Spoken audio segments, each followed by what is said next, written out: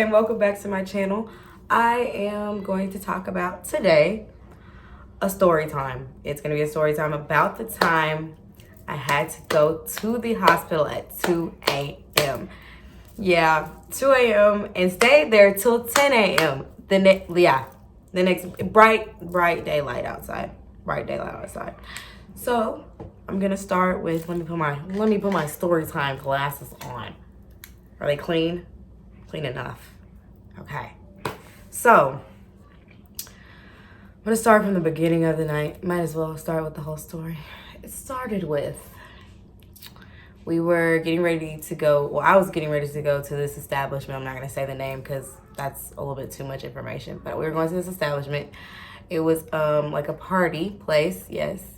And I was waiting on my friends to come pick me up, but I ended up meeting this girl somewhere, and she was like, "Oh, do you want to go together?" And I was like, "Sure." So I went with her. We went earlier, and I was gonna hold place in line for my friends, but they took forever to get there. But they got in, and I saw them inside, talked to them, hung out with them a little bit, then went off with the girl, and I met another friend there. We hung out. I hung out with her most of the night. And then, pretty much, it was a really great night. Everything was going really good. I met new friends. Everything was going great until somebody wanted to start. Ooh, it's not even like somebody wants to start shooting outside, which is not funny, which is not cool, which is not okay, because you hurt other people trying to shoot at people that you want to shoot at. Do that in another place. Don't do that in an establishment with a whole bunch of people who else are going to get hurt. Like, people could have got trampled. Like, stuff could have ended up way worse than it was. So, basically, this guy runs in and he is like, "Everybody get down. They're shooting. And I was standing there scared, and then I look around and my friend is gone. I have nobody there with me, and I get pushed to the ground. I don't know what happened. I got up after I got pushed, and I started moving towards the wall, like kind of in a crunch, because I was like trying to hide and cover myself because I'm pretty small, and nobody was in front of me. I was the only person in front because they pushed me towards the front to cover themselves, of course, but I'm small. So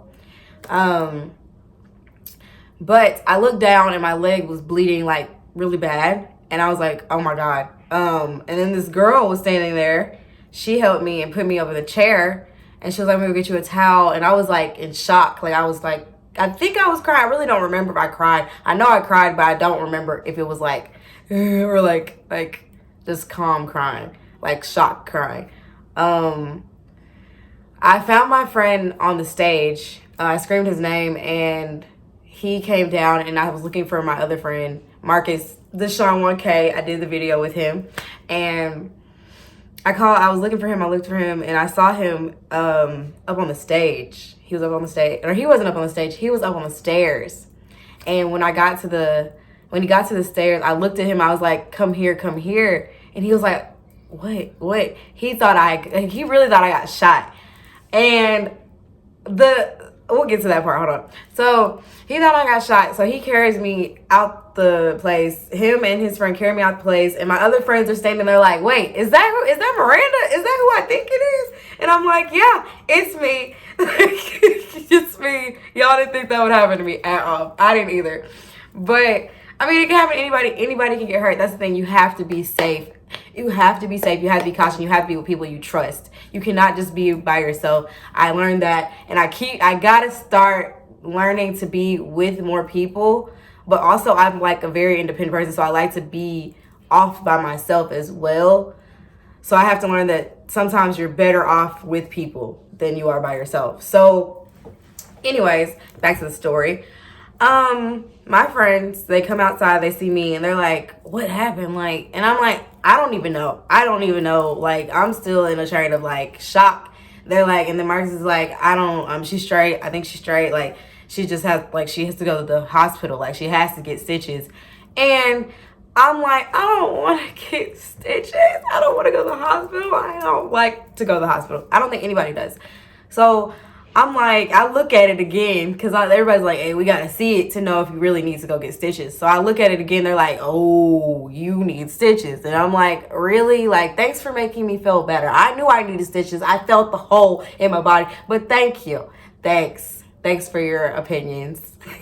So then there was this guy outside. He was out there talking about, no, she's great. She's fine. She can go home. She can go home. And I'm like, sir, okay, like, okay, please. So we're waiting on my other friends to bring the car around. But then my other friends went and got their car quicker. So I got in their car. They lifted me and put me in their truck. And I'm sitting in the back seat. I'm just like in shock, tears, like, oh my God, this shit, like, that actually happened. And it was the most like surreal thing. And it, like, wow, I didn't think that could ever, I was just like, that would never happen. Nothing like that would ever happen to me. But that's all humans, where we think we're invincible till something actually does happen. And then we're scared. And like, yeah, so we're going to continue with the story. I'm sorry, I keep going off track. But so we get to the hospital. We're sitting there. We wait, and we wait. And then we get into this little room. And Marcus came and waited with me because, like, Marcus is like my big brother. So he was there waiting with me in the waiting room. And he sat there and we waited and waited and waited. Marcus stayed there till I think 4 a.m. And then my other friend came in. And it was like, thank God for all my friends, like, for real. Thank God for the people that were still there, because I promise you, I'm not gonna lie, I thought all of them were gone, and I thought I was gonna be by myself. And I did not know what I was gonna do if I was by myself. My phone died. I had no phone. I didn't know anybody that was around me, so I thought all the people that I knew were gone already. And then, but luckily, they were there. Luckily. Thank you. Like, for real. Like, if they weren't there, I don't know how that would have went. I really don't. And I think about that. I'm like, I'm so thankful for those people that were there for me that day. I'm not going to lie. I am 100% thankful. And I would, like, I don't even know how to repay them in a certain way in my head. Like, in my head, I can't ever repay them for being there for me that day. Like, I was so scared. I don't think you understand. But then, after we got to the hospital, we're sitting there waiting. Marcus switches out. We're still sitting there waiting. And then she's like, the doctor comes at 7:30. He comes in at 7:30 talking about, we're going to get you a CT scan, and then we're going to make sure nothing's in there, and if anything, like any poison or any blood, so you don't get blood poisoning. That's what it is. So you don't get blood poisoning. And I'm like, oh my God, that's like, I don't want to do that. And then he's like, well, we're just going to have to keep you here for a little bit longer. I'm like, can I get some medication? He's like, yeah. So they bring me some Tylenol. Then I'm sitting here and I'm still in pain, but they took like 2 hours to get the Tylenol. So it was really like 8:30. It was like 8:39 by the time I got the Tylenol. So then we're sitting in the, I go take the CT or whatever it's called. I go get in the CT scan. They do that. And she said it would take 5 minutes to get that. We waited another 2 hours. Yeah, another 2 hours. He didn't stitch me up until 9:30 a.m. And then comes to find out he rushed my stitches. So that's also not the best. But I mean, I'm just happy that I'm okay. And it's just a scar. It's just a little scar, and that's all it is. I'm okay. I can still walk. I can still move. Everything functions the same. I am just thankful that I'm like, my body is okay. That I'm okay. Like, my being, my brain, I didn't get hit, or I didn't hit something else. I didn't hit my head, or like anything. It could have been way worse than it was. So I'm just thankful it was just my leg and just a little cut, because it could have been something worse.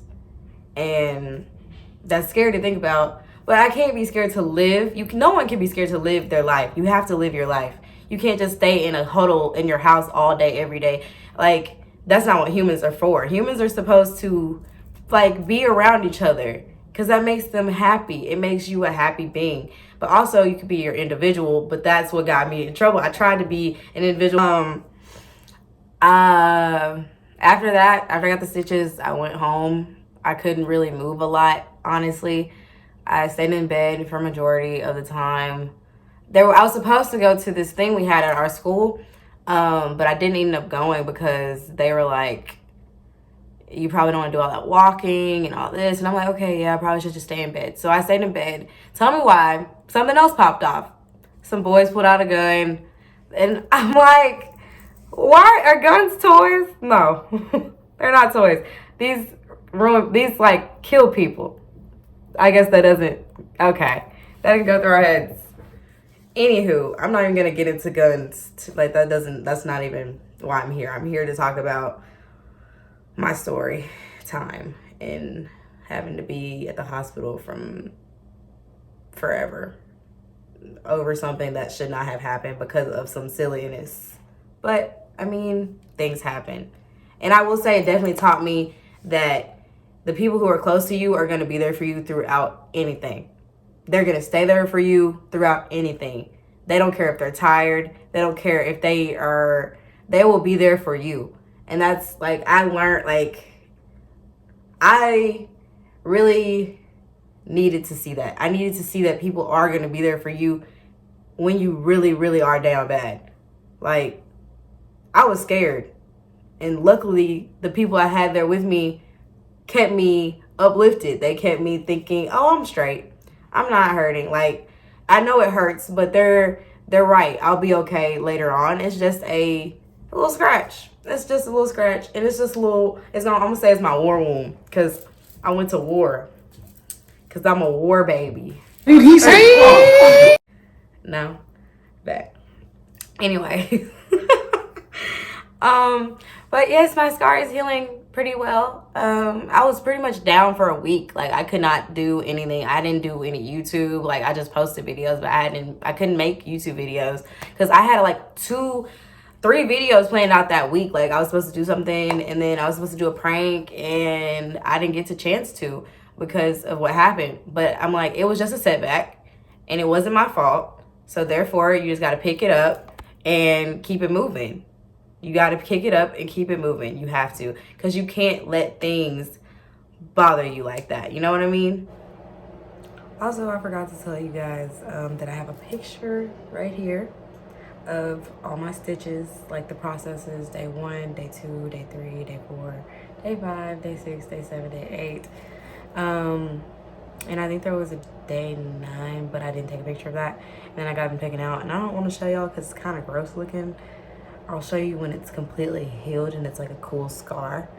But other than that, I really just wanted to show you all my stitches in the process.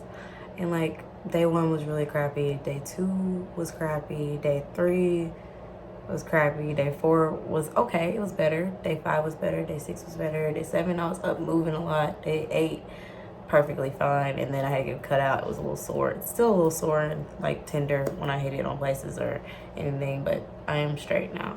That's a good thing. So all right, babes, it's been great talking to y'all about my stupid crazy night.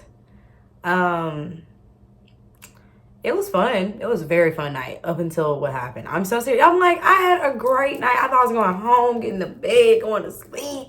But you know where I ended up? At the hospital till 2 a.m. Wait, no. From 2 a.m. till 10 a.m. And I slept the whole day the next day. Like, oh, I slept so good that next day. I'm not even gonna lie. Best sleep ever. Because I was in pain for one, so I was like, I just want to go to bed. Like, that's all I wanted to do the whole time. I was like, can y'all just give me the stitches so I can go home and go to sleep? That's all I want to do is go to sleep. But, I mean, I got home, got in bed, stayed in bed, didn't get out of the bed. And I got some food later that day. That was about it. But, yes, that is the end of this crazy story. This crazy stitches story that I never thought I'd have. I never thought I'd have stitches. I really didn't. Because I was like, I'm never going to hurt myself enough to where I will have to get stitches. I know I won't. But, or like when I have kids one day. But that's like long. That's like far that way. So, but yeah, it's okay. I mean, life happens. Things happen. And I feel like everything that happens in life is a lesson. And the people you meet, the new things that happen, the people that are there for you, and the people that follow. Like, it's just like you make new, I don't know what the word is, but like life is fun. and beautiful. Life is beautiful. That's the word for me. Life is beautiful. And you got to take advantage of every single second you have, because it can end in a split second. Life is not promised. It's just not. So I try to live every day as if it could end up being my last, because I love life. It's beautiful. So yes, that's all I have to say today, guys. I love you. Peace, love, and I wish I had a piece of chicken so I could say chicken grease, but I don't. So bye. Love y'all.